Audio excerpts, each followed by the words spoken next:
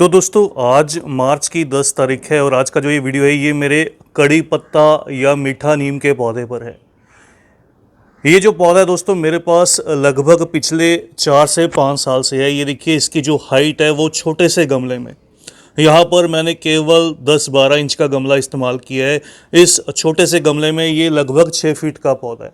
अब इसकी हाइट का आपको कैसे पता चले, क्योंकि इसकी हाइट इतनी बड़ी है। ये देखिए मैं आपके साथ वीडियो शेयर करने के लिए इस चेयर पर खड़ा हूँ, तो इससे पता चलता है कि ये पौधा बहुत हाइट में जा चुका है।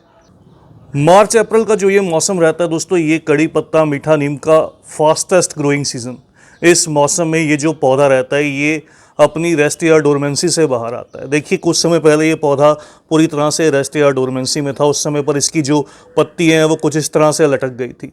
अब ये जो लीव्स हैं ये बिल्कुल बेजान सी हैं, लेकिन ऊपर की साइड में ये जो आपको दिखाई दे रहा है ये इस पौधे के फ्लावर्स हैं। इस तरह से इस पौधे में जो फ्लावरिंग है वो स्टार्ट होती है और इस फ्लावर्स के अंदर ही इनके जो सीड्स हैं वो भी डेवलप होते हैं।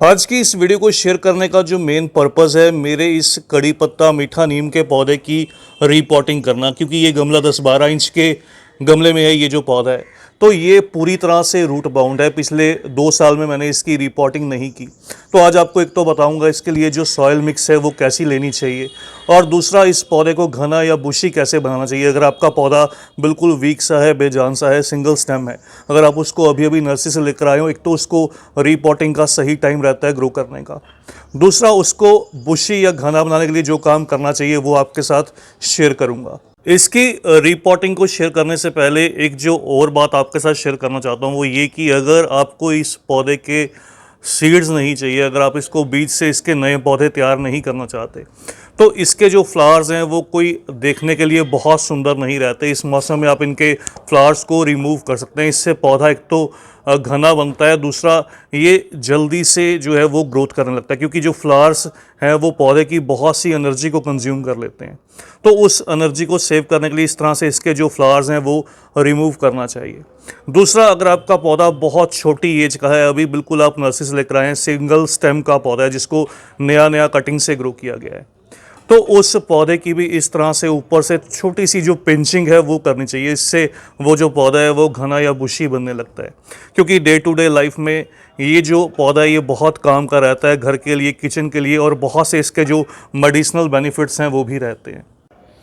क्योंकि मेरा पौधा बहुत लंबा, बहुत बड़े साइज़ का है, तो मैं इसकी जो हार्ड प्रूनिंग है या सेमी हार्ड प्रूनिंग है वो करने वाला हूँ। ये देखिए यहाँ से बहुत सी मल्टीपल ब्रांचेस हैं और नीचे से भी बहुत सी इस पौधे की जो मल्टीपल ब्रांचेस हैं वो निकल कर आई हैं। तो यहाँ पर देखिए इसकी जो ब्रांच है, यहाँ से ट्विन ब्रांच है, डबल जो ब्रांच है ये चल रही है। तो सबसे पहले मैं इसको कटिंग यहाँ से करूँगा ताकि फ्यूचर में इस पौधे की यहाँ से जो दूसरी नई ब्रांचेस हैं वो निकल कर आएँ। ये देखिए इस तरह की जो कटिंग्स हैं ये आपके पौधे में भी रेडी हुई होंगी, तो इनको आप चाहें तो दोबारा से रीग्रो भी कर सकते हैं। इसकी जो हार्डवुड कटिंग्स या सेमी हार्डवुड जो कटिंग्स रहती हैं वो अच्छे से ग्रो कर जाती हैं। तो ये मौसम और बरसात का मौसम इस काम के लिए बहुत बढ़िया रहता है।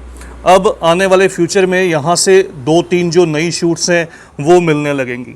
दूसरा, इस पौधे की सेकंड वाली जो ब्रांच है ये भी यहाँ से मैं कट कर दूँगा कुछ इस तरह से। तो देखिए हमारा जो प्लांट है अब वो थोड़ा कंट्रोल में रहेगा। इसकी जो ब्रांचेस हैं, क्योंकि हमने गमले में ग्रो किया है, और ये जो प्लांट रहते हैं ये ट्री नुमा वैरायटीज़ रहती हैं, पेड़ नुमा। तो अगर आप ज़मीन में ग्रो करते हैं इनको कोई फ़र्क नहीं पड़ता, ये अच्छे से चलते रहते हैं। एक जो ख़ास बात का ख्याल रखना है, जहाँ से भी आप कट कीजिएगा वहाँ पर नीचे इस तरह से जो नोड एरिया है वो रहने चाहिए। इस नोड एरिया से इन पौधों की नई ग्रोथ होती है। क्योंकि मुझे साथ में ही रिपोर्टिंग करनी है, इसलिए मैं यहाँ पर कुछ जो नई पत्तियाँ जो नई ग्रोथ की है वो अभी के लिए छोड़ रहा हूँ, ताकि प्लांट जो है वो बहुत ज़्यादा स्ट्रेस में ना आए और अपनी नई ग्रोथ अच्छे से कर सके। अब अगली जो चीज़ है, ये देखिए ये जो पौधा है ये रूट बाउंड है। जैसे मैंने आपको बताया था ये प्लांट पूरी तरह से रूट बाउंड हो चुका है, तो इसको सबसे पहले गमले की मिट्टी में से बाहर निकालना होगा। ऐसा करने से पहले आप कोशिश कीजिएगा हल्की सी पानी देकर मिट्टी को नमी में कर लीजिए, ताकि जैसे ही आप इस पौधे को बाहर निकालें तो ये बहुत ज़्यादा शॉक में ना जाए। रिपोर्टिंग शॉक इन पौधों को कई बार लग जाता है। दूसरा, इसकी जो रूट बॉल है वो इंटैक्ट रहनी चाहिए, वो थोड़ी बंधी हुई रहनी चाहिए। अगर वो एकदम से खुल जाएगी तो पौधा शॉक में आ जाएगा। इसलिए थोड़ी सी मिट्टी गीली रहने से जड़ें जो हैं वो मिट्टी के साथ चिपकी रहेंगी। ये देखिए थोड़ा सा ज़ोर से खींचने पर, यहाँ से पकड़ के मैंने थोड़ा सा ज़ोर से इसको पुल किया, तो ऐसा करने पर क्योंकि ये प्लांट पूरा का पूरा रूट बाउंड था, ये रूट्स के साथ ही गमले में से बाहर आ गया। यहाँ पर जो गमला है ये केवल 10-12 इंच का है। अगर आप नया पौधा ग्रो करते हैं, छोटा प्लांट है, तो इतने साइज़ का गमला सफिशेंट है। लेकिन अगर आपका प्लांट थोड़ा सा मैच्योर है, बड़ा है, तो कोशिश कीजिएगा 14 इंच का गमला यूज़ कीजिए। और अब जो अगला पार्ट है, ये नए गार्डनर दोस्त जो भी नए प्लांट को ग्रो करना चाहते हैं, वो बहुत इंपॉर्टेंट है उसके लिए। और दूसरा, जो आप इस तरह से रिपोर्टिंग करते हैं, तो ये पार्ट मिस मत कीजिएगा। और सॉयल मिक्स इसी पार्ट में आपके साथ जो है वो शेयर करूँगा। ये देखिए कटिंग के लिए सबसे पहले मैं इसके सेंटर में से, यहाँ से जो है वो थोड़ी सी सॉयल जो है वो निकाल दूंगा, इसको रिमूव कर दूंगा इस तरह से। आप भी इस तरह से किसी खुरपी की मदद से ये काम कर लीजिए, ताकि पौधा जो है वो शॉक में ना आए। इस तरह से सारी की सारी नीचे की जो मिट्टी है वो कट कर दीजिए। नीचे की जो रूट्स हैं वो कटने लगेंगी। इस तरह से कई बार पौधों में जो टैप रूट हैं वो रहती है, तो इनको भी आप कट कर सकते हैं। इस तरह से इन टैप रूट को रिमूव कर लीजिए। उसके बाद साइड से भी सेम प्रोसेस, इस तरह से आपको मिट्टी जो है वो रिमूव करते जाना है। बहुत ज़्यादा रूट बॉल को बिल्कुल जड़ों के आसपास, जो जो यहाँ से स्टेम के आसपास की जड़ें हैं, इनको टच नहीं करना, केवल दूर दूर से इस तरह से। तो इस तरह से ये काम करने से पौधा बहुत जल्द दोबारा से रिकवर कर पाएगा। जब भी आप इसको रिपोर्ट करेंगे, पौधा फटाफट से रिकवर करेगा। तो ये देखिए इस तरह से हमने जो सॉइल है वो लूज़ कर ली और रूट्स जो हैं वो कट कर ली। अब हमारे पास इस तरह से इसकी जो रूट बॉल है वो बहुत अच्छे से बची हुई है। अगर आपके पास बड़ा गमला हो तो थोड़ी सी इससे कम जो रूट्स हैं वो कट कीजिए, लेकिन मेरे पास इसी साइज़ का गमला है। तो ये देखिए इस तरह से इस पौधे को मैंने रूट बाउंड होने के बाद इस तरह से जो है वो इसकी रूट प्रूनिंग कर ली है। तो आप भी ऐसा काम कीजिए। अब इसकी नई मिट्टी जो है वो रेडी करते हैं। चलिए बात करते हैं नए सॉयल मिक्स की। नए सॉयल मिक्स के अंदर आपको क्या क्या इस्तेमाल करना है, जो भी मेरे दोस्त नया पौधा ग्रो करने वाले हैं। तो नया पौधा ग्रो करने के लिए आप एक हिस्सा मिट्टी, एक हिस्सा खाद के अंदर वर्मी कंपोस्ट का इस्तेमाल कीजिए या फिर काउडंग का। नंबर 3 पर रहेगी एक हिस्सा जो है वो कोकोपीट। कोकोपीट मॉइस्चर को होल्ड करने के लिए और मिट्टी को वेल ड्रेन्ड बनाने के लिए। और नंबर 4 पर इसके अंदर जो आप ऐड कीजिए वो रेत सैंड या बजरी का, जिससे पानी जो है वो जल्दी से नीचे की तरफ निकल जाए और बहुत ज़्यादा जो ऊपर की तरफ पानी है वो खड़ा ना रहे। और इस तरह से ग्रो करने पर जो रूट्स हैं वो जल्दी से फैलाव में आती हैं, बहुत जल्द जो है वो ग्रोथ भी करती हैं।